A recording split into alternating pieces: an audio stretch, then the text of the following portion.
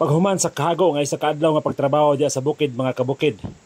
I-reward nato ang lawas pinaagi sa pag-inom sa butong. Sa dihang gipaningot ang mga kabukid, ang electrolyte sa atong lawas, midagay day pagawas uban sa atong singot. Ug ang sugar o glucose nga moighatag og energy sa atong body cells nakuhaan pod. Sa dihang ang atong muscles migamit niini sa panahon sa atong pagpangusog. Sa pag-abli sa butong mga kabukid, tigbaso na to ang kilid ug kuhaon na to ang unang tinigbasan kay himo na to siyang kutsara. Magpalayon ta sa pagtigbas hantod maabri ang shell ug makita na ang tubig.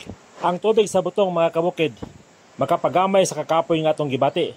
Tungod kay iyang pulihan ang mga electrolytes nga nawalas ng lawas. Iyang pulihan ang mga sugar nga nawalas ng lawas. Ug makapakalma siya sa lawas mga kabukid. Lami kay ang feeling mga kabukid sa dihang kaapoy kay mong lawas. Dayon ang tamis nga sabaw sa butong muhinay-hinay ug dagay-dagay sa imong tilaok.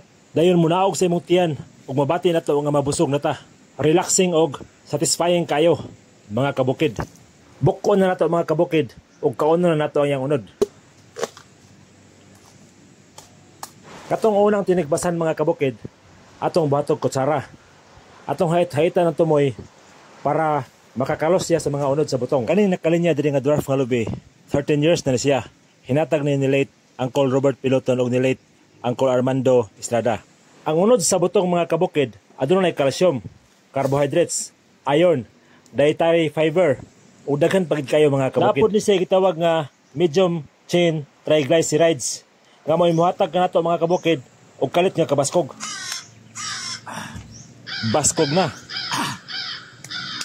Hapon na mga kabukid ug panahon na sa paguli. Daghang salamat sa pagtanaw ug hinaot nga nakahatag ni dugang pagtulungan sa lalim ng panginabuhi. Bye-bye.